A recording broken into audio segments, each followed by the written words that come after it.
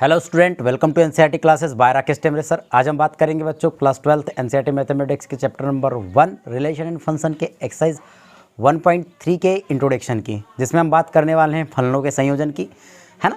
क्या बात करने वाले हैं हम? कंपोजिट फंक्शन की बात करने वाले हैं। यहाँ पर कंपोजिट फंक्शन क्या होते हैं, कैसे होते हैं, ये बताने से पहले देखो हम यहाँ पर इसकी जो कहना चाहिए परिभाषा है ना, जो इंट्रोडक्शन है ना किसका, कंपोजिट फंक्शन का, तो हम उसको न देखते हुए हम उसको सिर्फ समझने की कोशिश करते हैं, है ना। कंपोजिट फंक्शन कठिन नहीं है, कठिन है, बहुत इजी है। आपको उसको समझना पड़ेगा, है ना, समझ करके चलना पड़ेगा कि किस प्रकार से कंपोजिट होता है ना। कंपोजिट यानी कि फलनों के संयोजन का मतलब ये नहीं है कि हम किन्हीं दो फलनों को जोड़ेंगे, है ना, किन्हीं भी दो फलनों को जोड़ेंगे या गुना करेंगे, ऐसा कुछ नहीं है। फलनों का संयोजन कैसे होता है, क्या होता है, हम यहाँ पर समझने की कोशिश करते हैं। पहले कुछ एग्जाम्पल समझते हैं, उसके बाद मैं आपको इसके थोड़ी सी थ्योरी की ओर लेकर के चलूँगा, ठीक है। तो देखिए कंपोजिट फंक्शन समझने के लिए हमारे पास सबसे पहले दो फंक्शन होते हैं, है ना। दो फंक्शनों का या दो से अधिक फलनों का हम का संयोजन, है ना, दो या दो अधिक से अधिक अगर हम फलनों को मिला देते हैं तो उसी को हम फलनों का संयोजन कहते हैं। जैसे अगर मान के चलिए मैंने एक फंक्शन लिया, है ना, जिसको मैंने कहा कि f x is equal to हमने ले लिए, मान के चलिए एक्स स्क्वायर, है ना, एक्स स्क्वायर एंड हमने एक जी एक्स एक फंक्शन लिए, है ना, एफ एक्स तो ले लिए और इसके बाद जी एक्स एक फंक्शन लिए, जी एक्स इज इक्वल टू हम कह देते हैं कि एक्स प्लस फाइव कह देते हैं। अब देखिए कि यहाँ पर दो फंक्शन हो चुके हैं, एक तो एफ एक्स भी है और दूसरा जी एक्स भी है। अब जो एफ एक्स फंक्शन है, ये जो एफ एक्स फंक्शन था f from A to b है ना, ये फंक्शन ए से बी है, जिसका डोमेन ए है एंड को डोमेन क्या है, बी है। एंड अगर हम जी एक्स की बात करें तो जी फ्रॉम क्या हो जाएगा, बी टू सी होता है, ठीक। आपको ये बात याद रखनी है। अब देखिए कि इन फलनों का संयोजन क्या होता है, तो इन दो फलनों का संयोजन होता है गॉफ एक्स, है ना, गॉफ एक्स। क्या होता है इन फलनों का संयोजन? गॉफ एक्स होता है, जिसको हम जी ऑफ एफ एक्स भी कहते हैं, जी ऑफ एफ एक्स भी कहते हैं। अब देखिए जी ऑफ एफ एक्स है, अब समझो बात को कि यहाँ पर देखो जी तो है, देखो अब जी एक्स जहाँ पर देखो ध्यान समझना अच्छे से, क्या हो गया जी एक्स, देखो जी एक्स है, g x is equal to x plus five है। अब मैं कहता हूँ कि ये देखो जी, अब एक्स की जगह क्या है यहाँ पर, एफ एक्स है। अब मैं क्या कहता हूँ कि अगर यहाँ पर एक्स की जगह 1 होता तो यहाँ पर एक्स की जगह 1, यहाँ 2 रहता तो यहाँ 2, यहाँ अगर 7 रहता तो यहाँ 7, तो यहाँ एफ एक्स है तो क्या आ जाएगा, इस एक्स की जगह मैं क्या लिखूँगा, एफ एक्स लिखूँगा। तो क्या हो जाएगा, ये हो जाएगा बेटा हमारा एक्स की जगह एफ एक्स प्लस 5, क्लियर है। अब देखिए क्या हो गया, एफ एक्स की वैल्यू कितनी है, एक्स स्क्वायर है, तो एफ एक्स की वैल्यू रख देंगे हम एक्स स्क्वायर प्लस 5, तो ये हमारा क्या हो जाएगा, गॉफ एक्स हो जाएगा। क्या हो जाएगा, ये गॉफ एक्स हो जाएगा। अब यदि हम फॉग एक्स निकालना चाहते हैं, फॉग एक्स, ठीक है, अब फॉग एक्स निकालूंगा तो फॉग एक्स क्या हो जाएगा, इसको लिखते हैं फॉग एक्स को एफ ऑफ जी एक्स लिखते हैं। अब समझिए कि यहाँ पर जहाँ पर देखो जहाँ एफ एक्स होना चाहिए था तो वहाँ क्या है, जी एक्स है। देखो एफ एक्स है, ये जी एक्स हो गया, यानी एक्स की जगह जी एक्स है तो इस एक्स की जगह क्या आ जाएगा, जी एक्स हो जाएगा। तो क्या हो जाएगा हमारा कि ये जी एक्स ऑफ होल स्क्वायर, ठीक है। अब जी एक्स की वैल्यू क्या है यहाँ पर, एक्स प्लस 5 है, तो x plus 5 of whole square हो जाएगा, मतलब ए प्लस बी का whole square, a plus b का क्या हो जाएगा यहाँ पर, होल स्क्वायर हो जाएगा। अब ए प्लस बी का होल स्क्वायर क्या हो जाएगा कि एक्स स्क्वायर, है ना, ए स्क्वायर प्लस बी स्क्वायर मतलब 25 एंड प्लस कितना हो जाएगा, 5 दूनी 10 और ये एक्स हो जाएगा, ठीक है। तो x square plus 25 plus 10x हो जाएगा, क्लियर हो गया। तो ये क्या हो गया बेटा, ये हो गया हमारा फॉग एक्स, क्लियर है।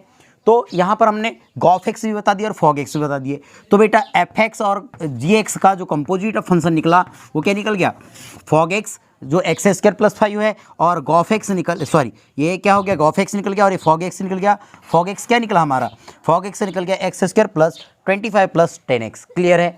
तो यहाँ पर फॉग एक्स और गॉफ एक्स समझ चुके हैं। अब ये भी ज़रूरी नहीं है, अब ये भी यहाँ ज़रूरी नहीं है कि क्या हो गया, अभी हमने यहाँ पर एफ एक्स बताए और जी एक्स बताए, हो सकता है यहाँ पर कि अन्य और कोई फंक्शन हो जाए, जैसे एच कोई फंक्शन हो जाए। अब मैं ये कह देता हूँ कि एच कोई फंक्शन लिया, ये हो गया एच, है ना, एच एक्स ले लिए और h x is equal to modulus x ले लिए हमने, ठीक है, मॉडुलस फंक्शन ले लिए, तब यहाँ पर हम गोह एक्स भी बोल देंगे और हॉग एक्स भी बोल देंगे। क्लियर है? तो गोह एक्स कैसा बनेगा, तो GOH है ना, गोह एक्स हो जाएगा। Goh x is equal to इसको लिखेंगे जी ऑफ एच एक्स हो जाएगा। क्लियर है? अब इस एच एक्स की देखो ध्यान समझना, अब मैं क्या बोला, यहाँ पर जी एक्स है, यहाँ पर जी एच एक्स हो गया, तो एक्स की जगह एच एक्स है, तो इस एक्स की जगह एच एक्स हो जाएगा, तो हो जाएगा एच एक्स प्लस 5, और एच एक्स की वैल्यू क्या है, मॉडुलस एक्स है, तो मॉडुलस एक्स प्लस 5, मतलब जी यानी कि goh x is equal to हमने क्या निकाल दिया, एक्स यानी मॉडुलस एक्स प्लस 5 निकाल दिए। अब यदि मैं हॉग एक्स की बात करता हूँ, hog x is equal to h of ji x हो जाएगा। अब देखो कि जहाँ पर x है वहाँ जी एक्स दिख रहा है, जहाँ x है वहाँ जी एक्स दिख रहा है ना हमको, तो हम क्या कहेंगे कि मॉडुलस x, जो x है यहाँ पर क्या हो जाएगा, जी एक्स हो जाएगा, तो मॉडुलस ये हो जाएगा जी एक्स। और देखिए इस जी एक्स की वैल्यू क्या है, x प्लस 5, तो मॉडुलस x प्लस 5, तो ये हो जाएगा हमारा हॉग x हो जाएगा। क्लियर है? तो ये मॉडुलस फंक्शन, ये क्या निकल गया, हमारा कंपोजिट फंक्शन हो गया। समझ में आ रहा है कंपोजिट कैसे कर रहे हैं, दो फलनों के संयोजन किस प्रकार से हो रहे हैं। तो अब हम बात करते हैं कि फलनों के संयोजन की कुछ डेफिनेशन को समझने की कोशिश करते हैं कि डेफिनेशन क्या होती है। ठीक है, तो आप इसको प्लीज़ नोट कर लीजिए जल्दी से। अब देखिए आगे चलते हैं हम। अब यदि मैं कहता हूँ कि मेरे पास एक फंक्शन है f from a to b, एक फंक्शन हो गया, या इसको हम बाद में समझने की कोशिश करते हैं कि डोमेन कोडोमेन क्या हो रही है, रेंज है ना, ये क्या हो रहा है, इसको थोड़ा सा हम बाद में समझते हैं। मान के चलो मेरे पास एक फंक्शन हो गया f x is equal to 2x, f x is equal to 2x हो गया। जब f x is equal to 2x है, तब मैं बात करता हूँ कि यहाँ पर मान के चलिए 1 2 3 एंड 4, ये एक से एक हो गया, ठीक है, इसको मैंने a कहा। अब देखिए यहाँ पर एक दूसरा सेट ले लेते हैं, इसको b कह देते हैं, तो इसको ले देखो 1 रखूँगा तो 2 हो जाएगा, 2 रखूँगा तो 4 हो जाएगा, 3 रखेंगे तो 6 एंड 4 रखेंगे तो 8। ठीक है, तो 1 की इमेज 2, 2 की इमेज 4, 3 की इमेज 6 एंड 4 की इमेज 8 हो जाएगा। अब मैं कहता हूँ एक अदर फंक्शन है मेरे पास g x is equal to x plus 3 ले लिया हमने। अब हम यहाँ बात करते हैं कि यहाँ पर एक अदर मैंने बोल दिया सी सेट है यहाँ पर, और सी सेट हमने लिए तो इसको हम कह देते हैं कि देखो अगर यहाँ पर 2 रखेंगे तो ये एक्स बोले ना मैं, है ना, तो 2 प्लस 3 5, 4 प्लस 3 7, ठीक है, एंड 6 9 एंड 8 3 11। ठीक है, तो 2 की इमेज 5, 4 की इमेज 7, 6 की इमेज 9 एंड 8 की इमेज 11। क्लियर हो गया? तब देखिए कि हम यहाँ बात कर रहे हैं कि इस फंक्शन एफ एक्स, ये जो फंक्शन एफ है, इस फंक्शन की डोमेन क्या हो गई, ए हुई, और को डोमेन क्या हुई, बी हुई। तो फंक्शन क्या हो गया, f from A to B हो गया, ए टू बी हो गया। अब हम जी एक्स की बात करते हैं, जी एक्स में डोमेन क्या है, बी है, जी एक्स में डोमेन क्या है, बी है, और कोडोमेन क्या दिख रहा है हमको, सी दिख रहा है, क्योंकि देखो यहाँ की तो एलिमेंट रखे हमने, यहाँ पर देखो 2 रखा तभी तो 5 हुआ, 2 प्लस 3 5, 4 रखा तो 7 हुआ था, 6 रखा था तो 9 हुआ था, 8 रखा था तो 11 हुआ था।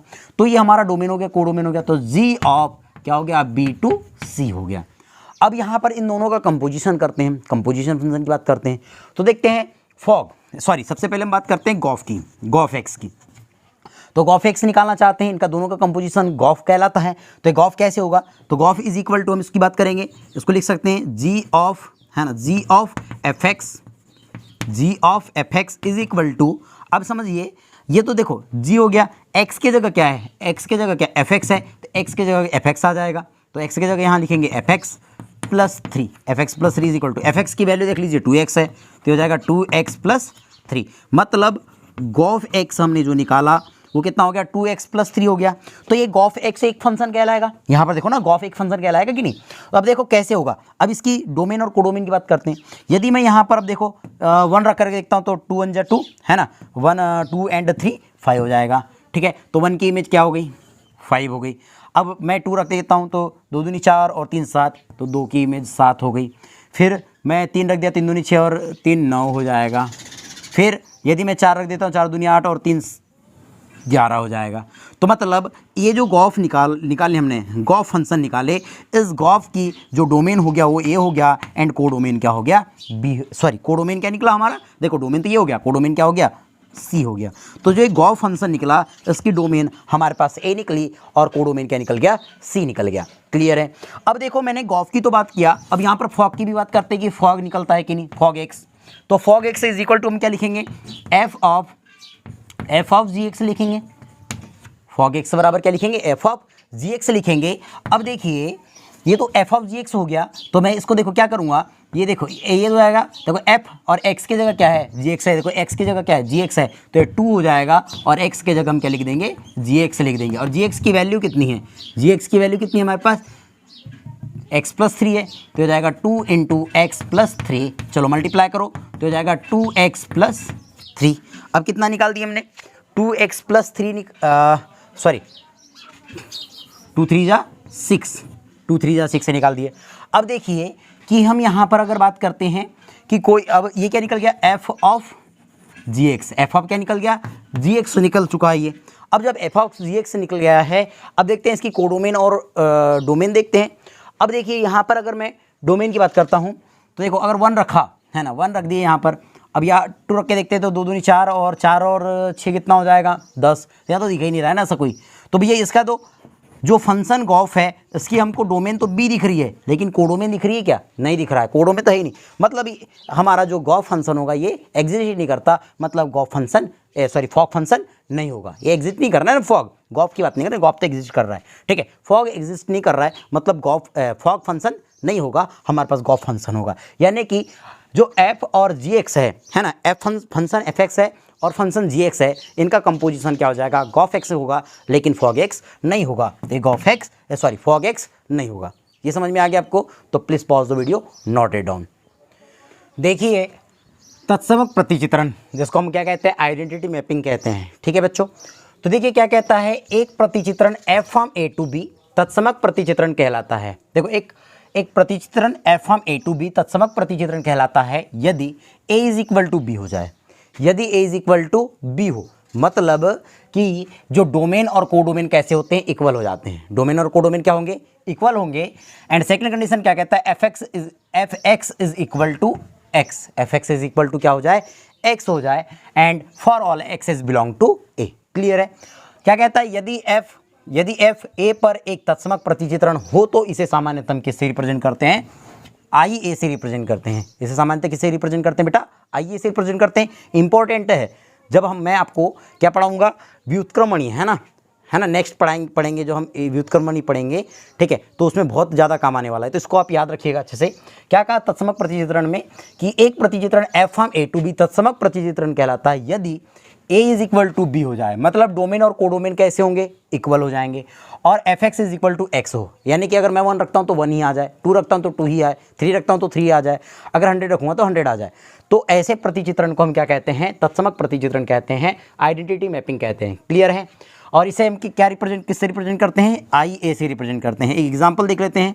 एग्जाम्पल, यदि कोई फंक्शन एफ फॉर्म यानी एफ इज इक्वल टू अगर इस प्रकार से है, जैसे 1 की इमेज अगर 1 हो जाए, 2 की इमेज 2 हो जाए, 3 की इमेज 3 हो जाए, तो ऐसे प्रतिचित्रण को हम क्या कहते हैं, तत्समक प्रतिचित्रण कहते हैं, है ना। यानी कि ए, ये अगर सेट ए हो गया 1 2 3 4 एंड सेट बी हो जाएगा तो ये भी 1 2 3 एंड 4 होना चाहिए। 1 की इमेज 1, 2 की इमेज 2, 3 की इमेज 3 एंड 4 की इमेज 4 होनी चाहिए।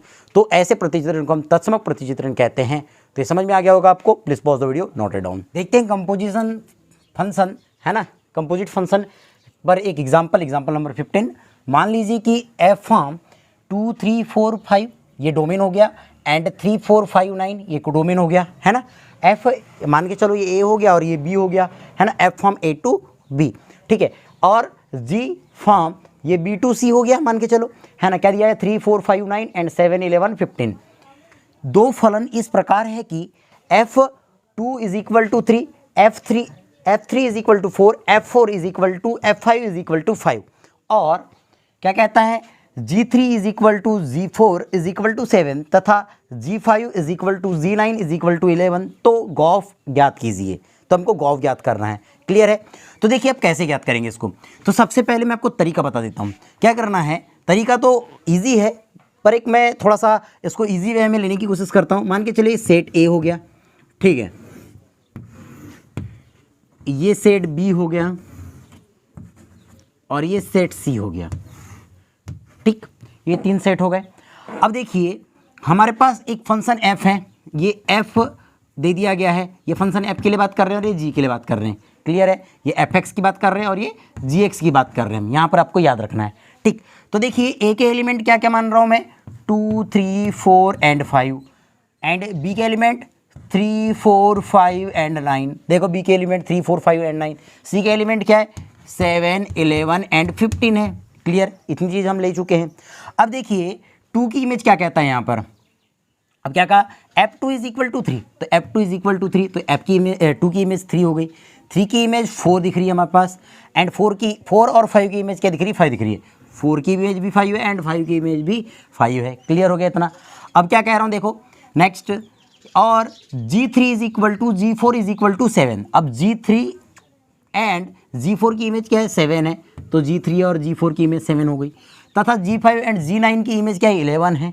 ठीक है, तो क्या हो जाएगा, g5 एंड g9 की इमेज क्या है, 11, तो 11 कर दिए। क्लियर हो गया। तो मुझे गॉफ ज्ञात करना है, ये बात यही बोला है उसने ना। तो अब देखिए हम गॉफ निकालेंगे तो ये हो जाएगा g ऑफ f, है ना, गॉफ की बात कर रहा है तो मैं गॉफ x की बात करूंगा ना, तो गॉफ x की बात करेंगे। अब यहाँ पर सबसे पहले देखो, अब गॉफ निकालूंगा तो गॉफ x, तो गॉफ फॉर्म क्या हो जाता है, गॉफ फॉर्म क्या होगा, a टू c होगा, a टू c होगा, मतलब g ऑफ f। अब मैं क्या रखूंगा, 2 ही तो रखूंगा यार, है ना, डोमेन तो यही हो गया, डोमेन गॉफ के लिए डोमेन क्या हो गया, है ना, गॉफ के लिए डोमेन क्या हो जाएगा, ये a हो जाएगा, सेट a, और कोडोमेन क्या हो जाएगा, c हो जाएगा। तब देखिए ध्यान से कि ये गॉफ रखूंगा तो गॉफ ये सबसे पहले 2 रख दिए, तो गॉफ 2 इज इक्वल टू क्या हो जाएगा, g ऑफ, है ना, g ऑफ f2 हो जाएगा, g ऑफ f2। अब देखिए इज इक्वल टू, अब ये f2 की वैल्यू ध्यान समझो, अब इस f2 की वैल्यू क्या दी है हमारे पास, देखो f2 की वैल्यू दी गई है 3, तो मैं क्या कहूँगा, ये हो जाएगा g3, हो जाएगा g3। देखो f2 की वैल्यू g3, f2 की वैल्यू g3 हुआ ना, तो मैंने g3 ले लिया। अब इज इक्वल टू, अब क्या होगा, देखो g3 की वैल्यू दिख रही है आपको कहीं पर, ये देखो g3 की वैल्यू कितनी है, 7 है, तो ये 7 हो गया, फर्स्ट आंसर हो गया। अब देखिए आगे, अब क्या कहेंगे हम, गॉफ, अब 3 की बात कर रहे हैं, इज इक्वल टू, तो हो जाएगा g ऑफ f3 हो जाएगा। ठीक है, अब देखो f3 की वैल्यू कितनी है, यहाँ पर 4 है, तो इज इक्वल टू g4 हो जाएगा ये, और g4 की वैल्यू 7 है, तो ये 7 निकाल दिए। क्लियर है। अब देखिए गॉफ 4 की बात करेंगे, तो gof 4 is equal to g of f4 बात करेंगे, इज इक्वल टू, अब देखो f4 की वैल्यू कितनी है, f4 की वैल्यू 5 है, तो हो जाएगा g5, एंड g5 की वैल्यू कितनी है, 11 है। अब देखो गॉफ किसकी बात करने वाले हैं, 5 की, देख लो ना, गॉफ 5 तक हो गया, is equal to g of f5 is equal to f5 की वैल्यू 5, तो g ऑफ 5, ठीक है, इज इक्वल टू, अब g5 की वैल्यू कितनी है, 11 है, 11, ये हमारा क्या हो जाएगा, आंसर हो जाएगा। समझ में आया, please pause the video, note it down.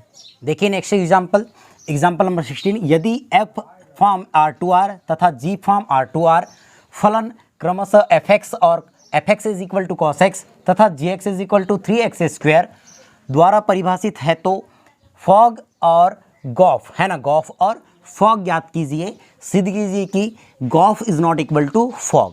Clear है।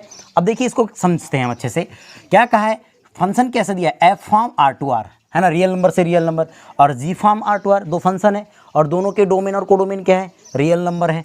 अब देखिए एफ एक्स दिया है और जी एक्स दिया गया है, तब मुझे गॉफ एक्स निकालना है, तो मैं क्या बोलूँगा, gof x is equal to ji of F x, and अब देखिए ये देखो ध्यान से, एफ एक्स बोला है, देखो एफ एक्स कहाँ है, एक्स की जगह है, एफ एक्स कहाँ है, एक्स की जगह है, तो जी एक्स इज इक्वल टू कितना था, 3x स्क्वायर, तो जी एफ एक्स कितना हो जाएगा, 3f x of whole square हो जाएगा, एंड एफ एक्स की वैल्यू कितनी है, cos x है, तो 3 into cos x of whole square is equal to 3 into क्या हो जाएगा, 3 cos स्क्वायर x हो जाएगा।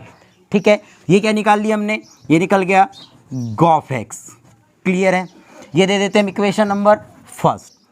अब देखो सेकंड की बात करते हैं हम, किसकी निकालते हैं, फॉग, तो फॉग एक्स हो जाएगा, fog x is equal to क्या हो जाएगा, फॉग एक्स क्या हो जाएगा, एफ ऑफ जी एक्स होगा, f of ji x is equal to, अब देखो जहाँ एक्स है वहाँ क्या है, जी एक्स है, देखो जहाँ एक्स है वहाँ क्या है, जी एक्स है। तो देखो ना एक्स की जगह जी एक्स दिया है, तो इस एक्स की जगह क्या लिखूंगा मैं, जी एक्स लिखूंगा ना, तो क्या हो जाएगा कॉस जी एक्स। अब देखो जी एक्स की वैल्यू कितनी है, 3x² है, तो हो जाएगा कॉस 3x²।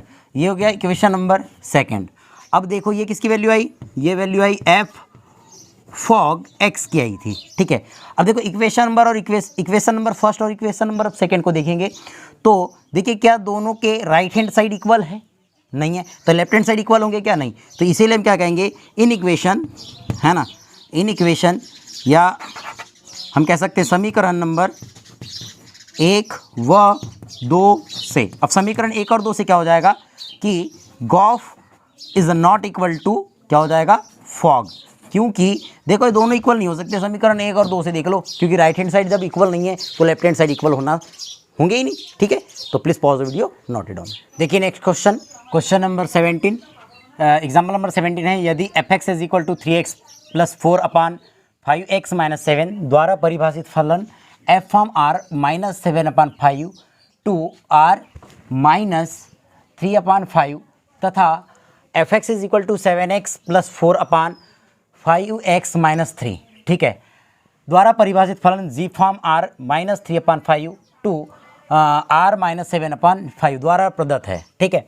अब देखो फंक्शन दिया है fx और gx, दो फंक्शन दिए गए हैं और इसमें क्या कहा है f फॉर्म। अब देखो ये क्या कहा है r - 7/5, थोड़ा ये क्वेश्चन को बड़ा कर दिया उसने, है ना, क्वेश्चन को बड़ा किया है, बट क्वेश्चन है बड़ा नहीं, है ना, बड़ा दिखा रहा है हमको डराने के लिए, पर हमको डरना नहीं है, बहुत ईजी क्वेश्चन है, इतना बड़ा होना नहीं चाहिए था, लेकिन एनसीईआरटी ने थोड़ा सा कन्फ्यूज़न पैदा करने के लिए दे दिया है ना। देखो यहाँ बोला भी उसने, क्या बोला है कि a is equal to r - 3/5, तो क्या हो गया, ये a हो गया बेटा, ये a दिख रहा है आपको।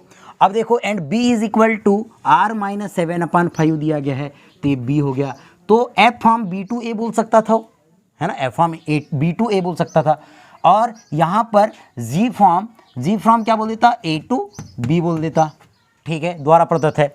तो सिद्ध कीजिए कि fog is equal to I A तथा gof is equal to I B. इस प्रकार है कि I A x is equal to x for all x's belong to A and I B x is equal to x for all x's belong to B. जहाँ A और B तो दिया है हमको पता है, आई ए तथा आई बी को क्रमशः समुच्चय ए तथा बी पर तत्समक का फलन कहते हैं, ठीक है बच्चों। तो देखिए किस प्रकार से इसको हल करेंगे। अब आपको इस क्वेश्चन को हल करना है, तो क्वेश्चन को आप कैसे हल करेंगे, तो देखिए इस क्वेश्चन को हल करने के लिए अब देखिए यहाँ पर सबसे पहले मैं गॉफ निकाल देता हूँ। क्या हो जाएगा गॉफ, जब गॉफ निकालेंगे तो gof x is equal to क्या हो जाएगा, इसको लिखेंगे जी, इसको क्या लिखेंगे, जी ऑफ एफ एक्स लिखेंगे, क्या लिखेंगे, जी ऑफ एफ एक्स लिखेंगे इज इक्वल टू। अब देखो ना, अब मैं क्या बोलूँगा, जहाँ पर x है वहाँ एफ एक्स लिखना है, जहाँ पर देखो जी एफ एक्स हो गया, और देखो जी एक्स है, जहाँ x है वहाँ क्या लिखना है, एफ एक्स लिखना है। तो कितना हो जाएगा 7f(x) + 4/5f(x - 3), ठीक है। अब fx की वैल्यू कितनी दी है, ये दिया गया हमारे पास, तो हो जाएगा 7, fx की वैल्यू है 3x + 4/5x - 7, फिर +4 ये हो जाएगा 5, और ये fx की वैल्यू 3x + 4/5x - 7 प्लस कितना है, प्लस है -3, ठीक है, इज इक्वल टू। अब इसको सॉल्व करते हैं तो देखिए हर समान है, हर से हर कैंसिल हो जाएगा, उसको ज़्यादा सोचने की जरूरत नहीं, भी कैसे हल करेंगे। देखो यहाँ पर मैं 7 का भी मल्टीप्लाई करता हूँ और एलसीएम भी लेता हूँ सीधे सीधे। देखो ये हो जाएगा 7 21x, फिर कितना हो जाएगा 7 28, ठीक। अब देखिए इसको हल करेंगे तो 4 पंचे 20x, ठीक है, और 7 28 माइनस अब कितना हो जाएगा 28 हो जाएगा, ये हो जाएगा 28, ठीक है, 728 बटे में कितना रहेगा, अब बटे में हो जाएगा 5x - 7 हो जाएगा। अब इसको ना लिखते हुए क्यों नहीं लिखूंगा, देखो क्योंकि इसके भी बटे में दिख रहा है ना, कैंसल आउट हो जाएगा, लिखना नहीं है अपने को। तो अब 5 को मल्टीपल कर दो, यहाँ पर 5 × 15x, ठीक है, प्लस 5 × 20। अब देखो 3 में मल्टीप्लाई करूँगा तो ये हो जाएगा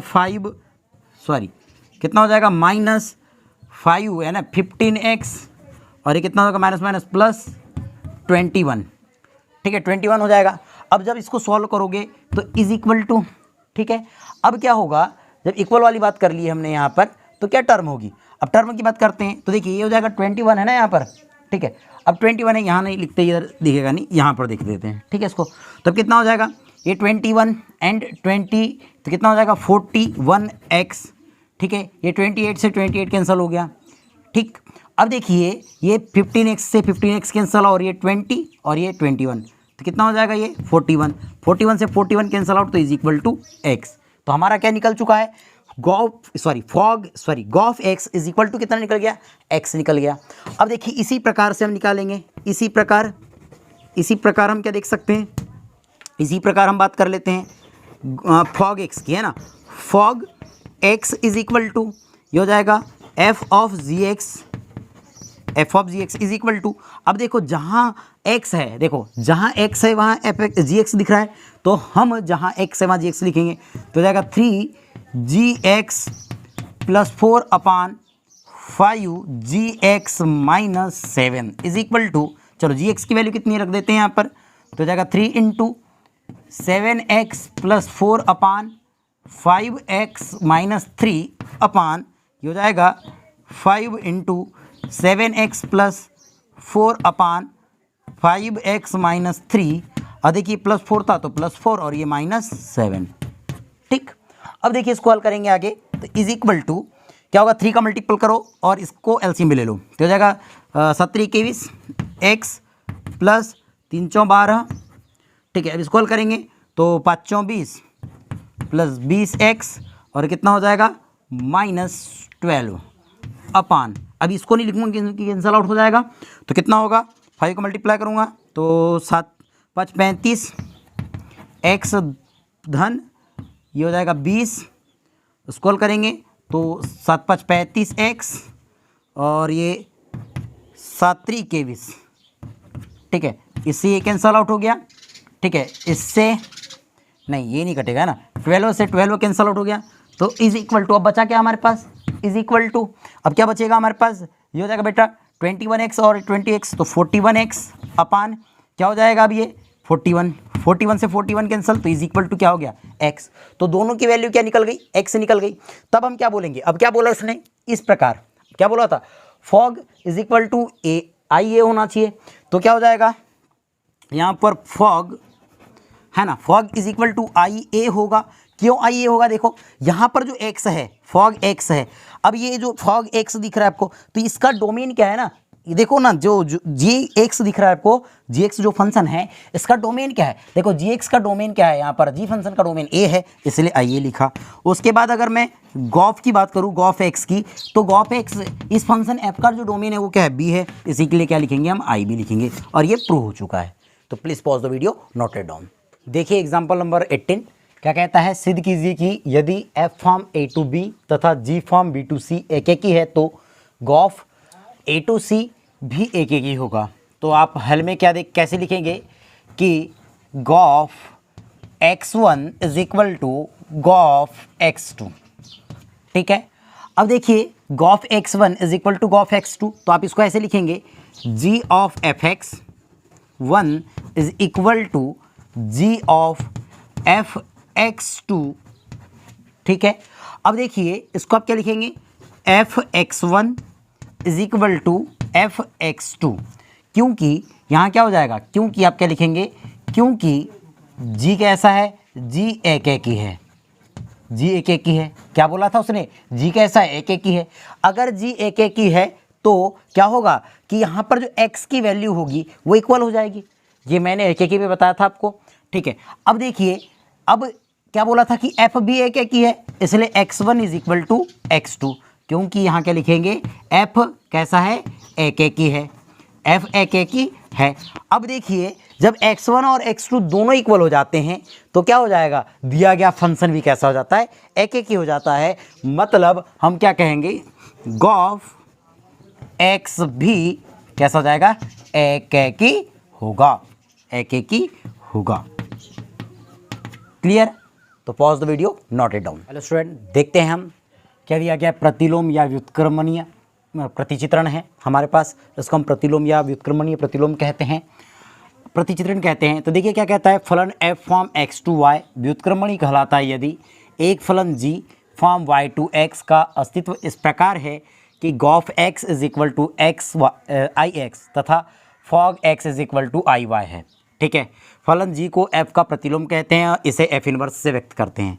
ये बात समझने के लिए आपको एक एग्जाम्पल मैंने बाजू में लिखा दिया हूँ, इसको समझते हुए हम यानी कि इसको बनाते हुए इस परिभाषा को समझेंगे तब हमको क्लियर हो पाएगी। ठीक है बच्चों, क्या कहा इसने कि फलन f from x to y व्युत्क्रमणीय फलन कहलाता है। कब व्युत्क्रमणीय फलन कहलाएगा? यदि एक फलन g अब y टू x, देखो यहाँ पर जो डोमेन है, यहाँ पर वो कोडोमेन बन चुका है और यहाँ पर जो कोडोमेन है वो डोमेन बन चुका है, का अस्तित्व इस प्रकार होगा कि गॉफ x है ना, g of x is equal to I X निकल जाए तथा fog x is equal to I Y निकल जाए। मतलब कि क्या हो जाएगा, तत्समक प्रतिचित्रण हो जाएगा। मैं तत्समक प्रतिचित्रण बताया था आपको क्या होता है ना, है तब फलन g को आप क्या कहेंगे, g को f का प्रतिलोम कहेंगे, इसे f इनवर्स से व्यक्त करते हैं। ठीक है, तो अब देखिए क्वेश्चन क्या कहता है कि मान लीजिए कि f from n to y है ना, f from n to y fx is equal to 4x plus 3 द्वारा परिभाषित एक फलन है। अब जो f from n to y दिया है, मतलब यहाँ पर x की जगह नेचुरल नंबर है एंड y की जगह तो y ही है। क्लियर? अब क्या कहता है, जहाँ y इज इक्वल टू, ये जो कैपिटल Y है, y इज इक्वल टू क्या कहता है, y is belong to n है ना, y कहाँ बिलोंग करता है, n में बिलोंग करता है and y is equal to 4x plus 3 किसी x is belong to n के लिए। ठीक है ना। अब क्या कहता है, सिद्ध कीजिए कि f का व्युत्क्रमणीय, सिद्ध कीजिए कि f व्युत्क्रमणीय है और प्रतिलोम फलन भी ज्ञात करना है। हमको सिद्ध करना है कि f व्युत्क्रमणीय है और f को व्युत्क्रमणीय सिद्ध करने के लिए मुझे क्या बताना पड़ेगा कि Gauff x is equal to I x तथा fog x is equal to I y. Clear है? तो हम क्या काम करेंगे, स्टेप नंबर फर्स्ट है ना, हमको स्टेप नंबर फर्स्ट क्या करना है, स्टेप नंबर फर्स्ट में हम देख लीजिए सबसे पहले फंक्शन क्या दिया गया है। फंक्शन दिया गया है हमारे पास f x is equal to 4x plus 3 दिया है। अब आपको पता है कि एफ एक्स को हम y लिख सकते हैं, तो is implies y is equal to 4x plus 3। Okay, यहाँ से हम x की वैल्यू निकालेंगे, तो x की वैल्यू क्या हो जाएगी, यहाँ पर देखो अगर मैं इस x को जहाँ के वहाँ रखता हूँ इसका ट्रांसफर करता हूँ, तो देखिए 4x is equal to y minus 3 and 4 को ट्रांसफर करेंगे तो x इज इक्वल टू, यहाँ इम्प्लाइज लिख देते हैं, x इज इक्वल टू कितना होगा, y माइनस 3 अपॉन 4। तो ये x की वैल्यू निकली, तो ये x की वैल्यू निकल चुकी है ना, तो इस x को अब मैं क्या लिख सकता हूँ, इस x को मैं इज इम्प्लाइज करके gy नहीं लिख सकता, gy is equal to y minus 3 upon 4। ये तो कर सकते हैं क्योंकि देखो ये क्या था, ये फॉग एफ एक्स था, एफ एक्स मतलब y था, y is equal to 4x plus 3 था, तब मैंने इसको x की टर्म में निकाला तो मैं इसको लिख सकता हूँ ना gy is equal to y minus 3 upon 4। ठीक है, तो यही क्या कहलाएगा, इन्वर्स यानी कि व्युत्क्रमणीय फलन कहलाएगा, इन्वर्टिबल फंक्शन कहलाएगा। ठीक है, कैसे कहलाएगा तो देखो कब कहलाएगा, जब फॉग एक्स है ना, जब fog x is equal to क्या होगा, fog x is equal to I y तथा gof x is equal to क्या हो जाएगा, आई एक्स के टर्म में आएगा। अब समझते हैं इसको कि कैसे आएगा। देखिए इसको समझने के लिए अब स्टेप नंबर सेकंड क्या करना है, step number second, first step तो समझ में आ गया कि अगर वो y के टर्म में दिया रहेगा तो x के टर्म में निकालना है। सेकंड स्टेप में क्या करना है कि Gauff x is equal to I X and है ना, वह हम क्या करेंगे, f of x is equal to I Y, ये निकालेंगे। अब देखो इसको कैसे प्रूव करेंगे, तो देखिए क्या हो जाएगा, g of x is equal to ji of F X हो जाएगा, जी ऑफ एफ एक्स। अब देखिए जी ऑफ एफ एक्स हुआ, अब इस एफ एक्स की वैल्यू क्या है, देखो ना ध्यान से, अब यहाँ पर समझते हैं। देखो एफ एक्स की वैल्यू क्या है, तो एफ एक्स की वैल्यू हमारे पास दिया गया है, देखो एफ एक्स की value F x is equal to 4x plus 3।